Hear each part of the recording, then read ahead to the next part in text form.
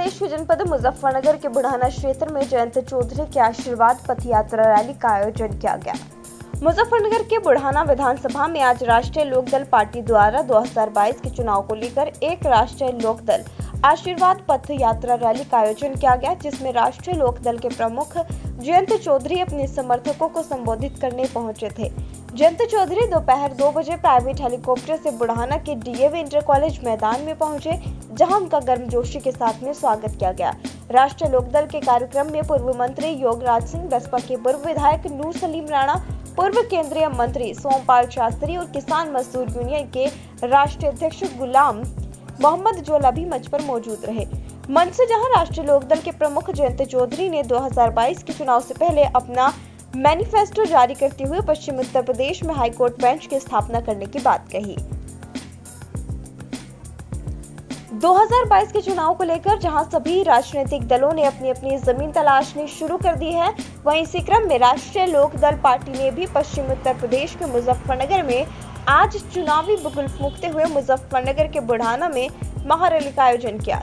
इस महारैली का नाम आशीर्वाद पथ यात्रा रखा गया। दोपहर 2 बजे रालोद सुप्रीमो जयंत चौधरी रैली को संबोधित करने पहुंचे, जहां जयंत को सुनने के लिए जिले के लोगों की भीड़ उमड़ पड़ी।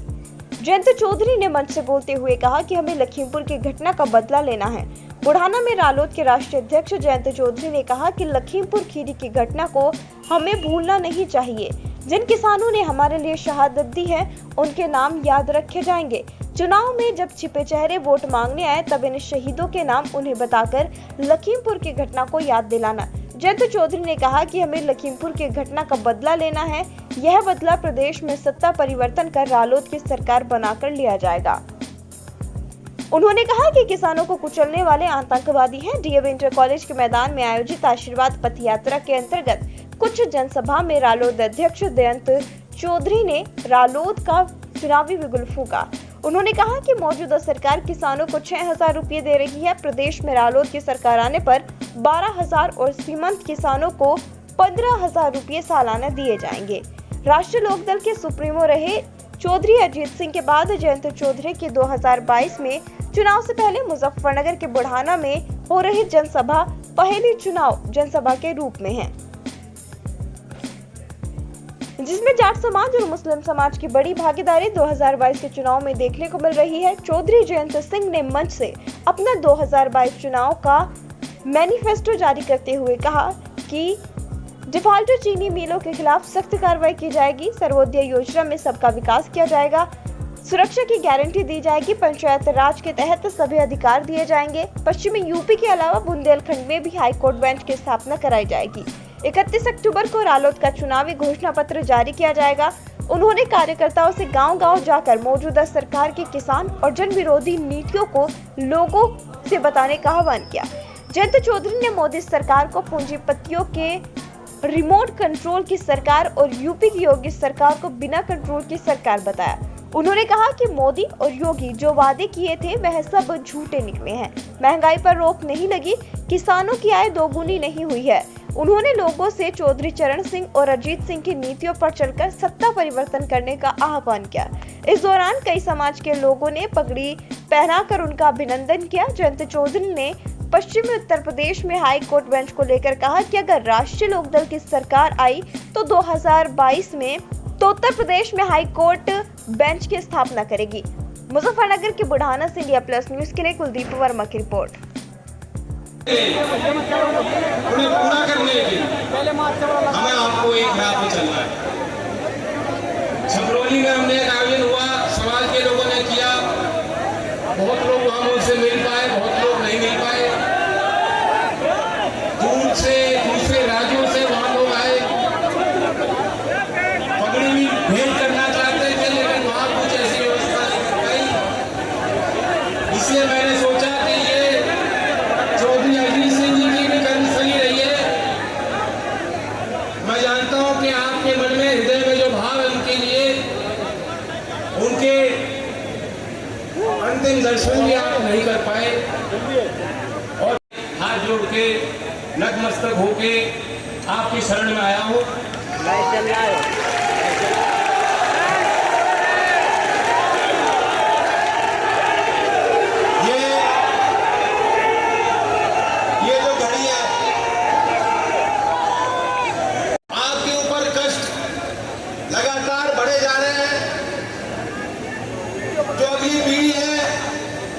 जो गांव में हमारे होनहार बालक नौजवान मेरी बहनें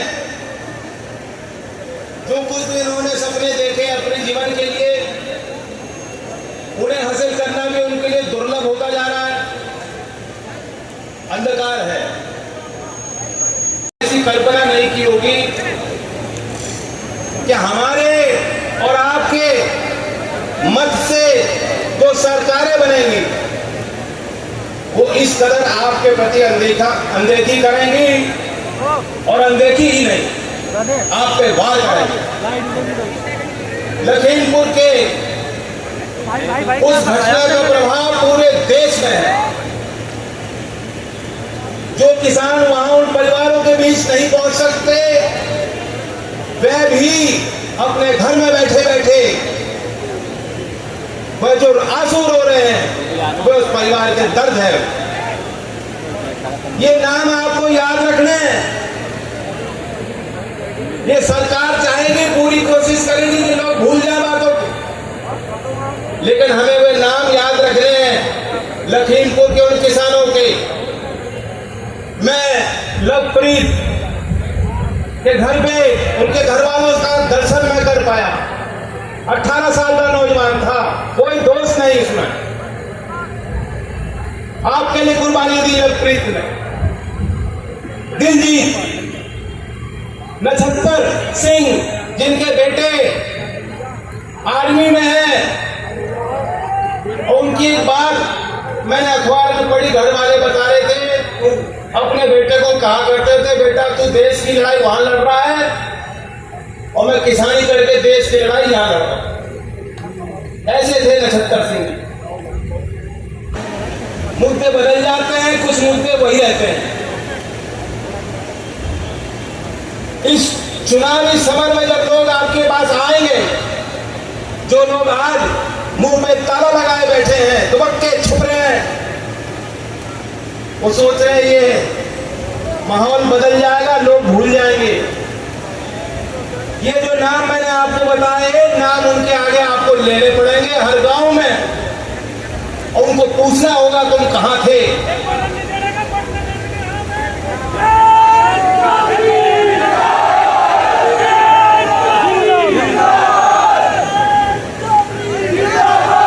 वैसे मुझे कहने तो नहीं चाहिए, लेकिन उस शब्द का प्रयोग मैं कर लेता हूं। बदला लेना होगा आपको, बदला।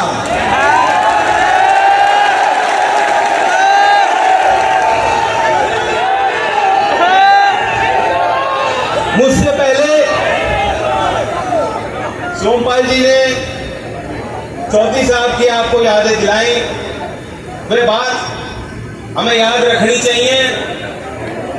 कैसे कैसे करके चौधरी साहब की जो इच्छा थी कि गांव में पल रहे लोगों का अस्तित्व हो, देश की मुख्यधारा में वो आए, किस तरह आपने उनके साथ वो यात्रा तय की और बड़े मुकाम तक उनको पहुंचाने में आपका हाथ था। मैं आपसे कहता हूं कि वो ताकत आपकी, आप भी भूल गए, हम भी भूल गए, देश का किसान भूल बैठा। अब वक्त आ गया, हम फिर याद नहीं हुई क्या? आंकड़े भी आपके बीच रखे गए, आधी हो गई, आए तो आधी हो गई। कोरोना काल में सारे छोटे बड़े काम धंधे व्यापार ठप हो गए। जो लोग छोटे छोटे कारखाने कुटीर उद्योग चलाते थे बंद करना पड़ा। जिनको शहरों में नौकरियां मिल रही थी उनको घर लौटना पड़ा। यहाँ तक कि मजदूरों को भी कई सौ किलोमीटर। अभी उन्होंने सूची निकाली है कि देश के जो 100 सबसे अमीर लोग हैं, ये कोरोना काल में जब सबकी आय घट गई, अंधकार में देश को धकेल दिया गया, इस कोरोना काल में उन 100 सबसे अमीर लोगों की संपत्ति दुगनी हो गई, उनकी आय दुगनी हो गई। और अदानी जी की तो विशेष मौज है। अदानी जी खूब मौज ले रहे। सबसे ज्यादा तरक्की कोरोना के उस समय में अदानी जी ने करी। जानता यहाँ अखबार में बात छपी के नहीं छपी, छपी है, पढ़ी है।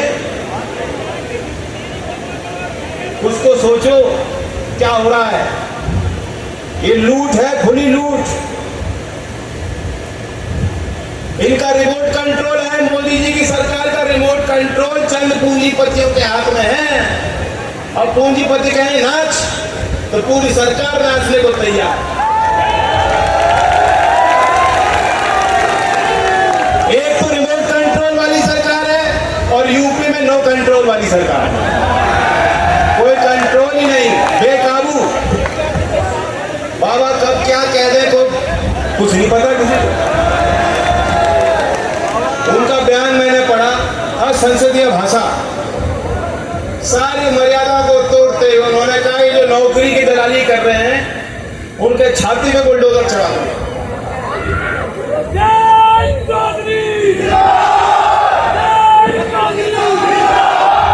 मैं तो आपको कह रहा हूं योगी जी, बुलडोजर चढ़ाने का शौक है ना। अनिल मिश्रा आपके मंत्री हैं, गृह मंत्री। हमारी आपकी नजर में क्या है? वो हत्यारे।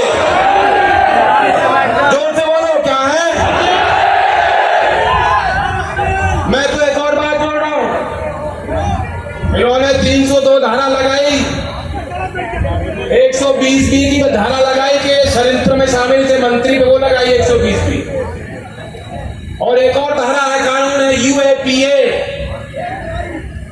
हाथरस की घटना, हाथरस के बाद अभी जानकारी मिली, जो कुछ पत्रकार वहां पहुंचे थे, 6-8 पत्रकारों को बंद कर दिया, उन पे UAPA की धारा लगा दी। 6 महीने हो चुके हैं, बंद है वो, और उनको आज तक चार्जशीट भी नहीं मालूम। उन्हें मालूम नहीं कि हमारे खिलाफ मुकदमा क्या है। ये हालात है। किसी के खिलाफ भी UAPA लगा देती है सरकार। अगर आप किसान की बात करोगे तो UAPA लग जाएगी आपको। गुंडा एक्ट, NSA, आपके घर में बुलडोजर चढ़ा दिया जाएगा। और यहां पीछे से गाड़ी चलाकर किसानों को जो रोन देते हैं, हमारी और आपकी नजर में वो क्या है? आतंकवादी। जोर से बोलो, आतंकवादी। हमारे यहाँ कोई तालिबानी नहीं आने वाला। ये है नए अंग्रेज, काले अंग्रेज। ये है हमारे लिए आतंकवादी। मैं तो मांग करता हूं योगी जी, अगर दम है तो, अगर हिम्मत है तो, अगर खून गर्म है तो ये करके दिखाओ कि अपने मंत्री के घर पे बुलडोजर चलाओ और UAPA की आतंकवादी जो धारा है, कानून है, सब वो लगाओ।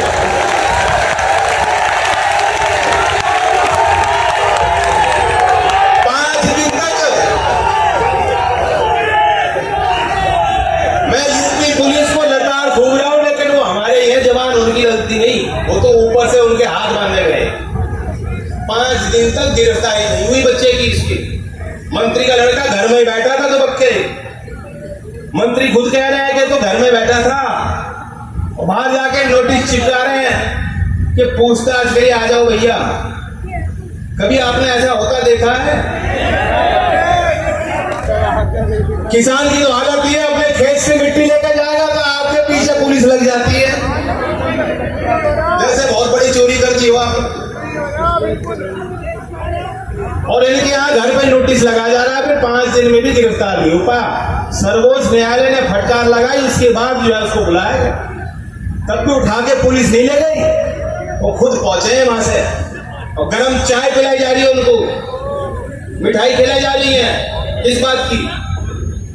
तो ये सरकार की सोच यहां से पता लगता, यहां से इनकी पोल खुल जाती है। बातें बड़ी मीठी मीठी करेंगे। गन्ने के विषय को लेकर प्रधानमंत्री जी ने बहुत मीठी बात करी। यहाँ गन्ने की फसल बहुत बढ़िया है, पैदावार बढ़िया, और यहाँ की अब 2 मिल बची हैं। पिछले सत्र का भी अब 300 करोड़ से ज्यादा बकाया है।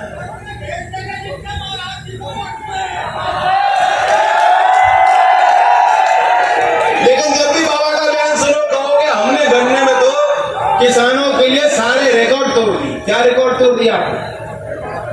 इतनी कंजूस सरकार। रोज 7 दिन हो गए, 7 दिन से रोज डीजल चावल का भाव रोज 30-35 पैसे बढ़ रहा है और 5 साल में गन्ने पे प्रति किलो 35 पैसे बढ़ाए इन्होंने। 35 पैसे बढ़ाए, 35 रुपया भी ना बोलो उसको, 35 पैसे बढ़ाए 5 साल में। रोज आपसे ले रहे उतना, रोज उतना ही, उससे ज्यादा वसूल रहे रोज। इतनी कंजूस सरकार। मेरा तो मानना है गन्ने में इनकी सोच कुछ और है। ये अगर आप चूक गए, अगर हमने एक करारी हार नहीं दी उत्तर प्रदेश की जनता ने, तो ये जो कानून में 14 दिन का प्रावधान है, जिस तरह मंडी के कानून की धज्जियां उड़ा दी, कृषि कानून लिया है रात के अंधेरे में, मैं आपको विश्वास के साथ कह रहा हूं 14 दिन का कानून में प्रावधान भी हटाने जा रहे हैं। ये कह चाहते हैं कि गन्ने के किसान को एक मुश्त पैसा ना मिले, हम किस्तों में दे दें। यही सिफारिश नीति आयोग ने और CSCP ने सरकार दे चुकी है, सरकार को ऑलरेडी। और सोमपाल जी ने बात बताई, 1978 का कानून था जिसके तहत सरकार पे अधिकार था किसी मिल को एक्वायर कर सकती। मोदी जी ने वो कानून भी रद्द कर दिया, कचरे के ढेर में डाल दिया कानून की जरूरत तो नहीं है। मेरा मानना है कि जो डिफॉल्टर मिल है उत्तर प्रदेश की, सब लोग जानते हैं, किसान भी जानते हैं, वे भी जानते हैं कौन। हमारी सरकार आएगी, सबसे पहले तो जांच पड़ताल होगी, फॉरेंसिक ऑडिट के माध्यम से हम जांच करेंगे किसने पैसे खाए। पैसे निकाल लेते हैं, उनकी पति मौज कर रहे हैं, 1.5, 2 साल से किसान का भुगतान नहीं हो रहा। इससे बड़ा कोई पाप नहीं हो सकता। आप अन्नदाता के साथ चोरी कर रहे हो। मेरा मानना है कि गन्ने का भाव भी ऐसा हो कि लागत का कम से कम 1.5 गुना भाव लाभकारी मूल्य गन्ने का घोषित होना चाहिए। आप हिसाब लगा लो, लागत का 1.5 गुना मूल्य घोषित किया क्या भाजपा ने? बताओ। मैं एक और योजना की बात आपके बीच रखना चाहता हूं। 31 तारीख को सरदार पटेल जयंती पे हम अपना घोषणा पत्र जारी करेंगे, लेकिन उसमें एक पहलू है। नूरपुर की मंडैया से मैंने घोषणा की कि ये जो प्रधानमंत्री सम्मान योजना में 6,000 रुपए देते हैं, हम सभी किसानों को राज्य सरकार 12,000 रुपए करेगी इसको, और जो सीमांत असिंचित जमीन में जो खेती कर रहे हैं उनको 15,000 रुपए सालाना। आज मैं आपके बीच एक नई बात रखना चाहता हूं। आज महान विचारक, स्वतंत्रता सेनानी जयप्रकाश नारायण जी की जयंती 1950 में, क्योंकि जयप्रकाश गांधीयन फिलोसफी को मानते थे और विनोबा भावे से प्रभावित थे। चौधरी साहब भी बहुत पक्के गांधीवादी थे। 1950 में जयप्रकाश नारायण ने अपना विजन पेश किया और उसे उन्होंने कहा सर्वोदय प्लान। क्या कहा? सर्वोदय प्लान। हमारी सरकार आएगी, मैं बताना चाहूंगा कि सर्वोदय प्लान का मतलब क्या है। पहले तो ये समझाऊं, क्योंकि कुछ लोग जानते हैं, जो इतिहास के जानकार हैं, कुछ लोग नहीं जानते। सर्वोदय योजना, सर्वोदय का मतलब सबका विकास। ये मोदी वाला लकड़ी वाला नहीं है। 5 मुख्य स्तंभ है उसके। एक तो मानवतावादी सोच को बढ़ावा देना, दूसरा हर एक व्यक्ति, इंसान को जो उसकी संभावनाएं है जीवन की, उसे वो आजादी देना कि वो पूरा कर पाए, यानी मानव संसाधन का विकास, उसमें कोई बाधा, कोई अड़चन ना हो। दूसरी बात, तीसरी बात, जाति के बंधन से छुटकारा देना समाज। चौथी, राजनीतिक क्षेत्र में विकेंद्रीकरण, सत्ता का विकेंद्रीकरण हो। पांचवी, अमीर और गरीब का फासला समाप्त, समाज में आर्थिक असमानताओं से छुटकारा दिलाया जाए। ये 5 मुख्य स्तंभ हैं जयप्रकाश नारायण जी द्वारा जो उन्होंने पेश पेश किया 1950 में सर्वोदया के नाम से। मैं आज आपके बीच ऐलान करना चाहता हूं कि हमारी सरकार बनेगी तो उन्हीं की स्मृति में सर्वोदय योजना के तहत इन 5 बिंदुओं पे हम आकर्षक योजना बनाएंगे। पहली योजना, आपको पता है कि चौधरी अजीत सिंह जी ने बहुत सख्त दंगा रोधक कानून बनाया, पर कानून नहीं बन पाया। वरना जो दुर्गति यहां हुई, जो माहौल आज बनाया जाता है कि 1947 में जिस वर्ग ने फैसला किया कि ये मेरी माटी है, ये मेरी धरती है, आज हर मोड़ पर उनसे पूछा जाता है कि साबित करो अपनी देशभक्ति, प्रमाण दो हमें। इस माहौल को कभी हम खड़ा नहीं होने देंगे। हमारी सरकार आएगी तो सभी वर्ग के लोग, बहुसंख्यक हो या अल्पसंख्यक हो, उनको सुरक्षा की पूर्ण गारंटी राष्ट्रीय लोकदल की सरकार दिलाएगी। दूसरा पहलू था मानव विकास। मानव संसाधन का विकास कैसे होगा? बेहतर शिक्षा देके होगा, बेहतर तालीम देके होगा, और कोई रास्ता नहीं। अब शिक्षा का स्तर बेहतर करना है, और उसके अंतर्गत हमारी योजना क्या है? हमारी योजना ये है कि जो दुनिया में सर्वश्रेष्ठ प्रतिष्ठित विश्वविद्यालय हैं, 500, कुछ हमारे देश में IIT है, IIMs हैं, कुछ दुनिया में है, जहां भी हो, अगर कोई SC ST या पिछड़े वर्ग के बच्चे को वहां एडमिशन मिल जाती है तो उसका खर्चा हमारी उत्तर प्रदेश की सरकार उठाने का काम करे।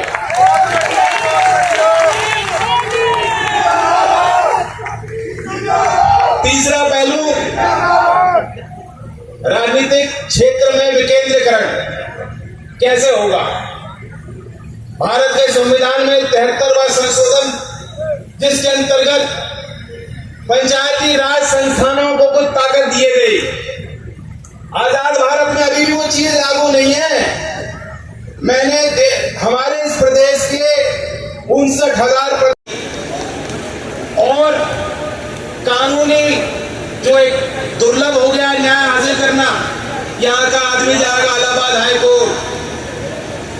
बात समझ रहे हो मेरी? हमारी मांग होगी और हम एक करके दिखाएंगे कि पश्चिमी उत्तर प्रदेश में, बुंदेलखंड में और गाजीपुर में हम हाई कोर्ट की नई बेंच स्थापित करेंगे ताकि वादकारी को दूर तक ना जाना पड़े। इंडिया प्लस न्यूज, सिर्फ वही जो सही।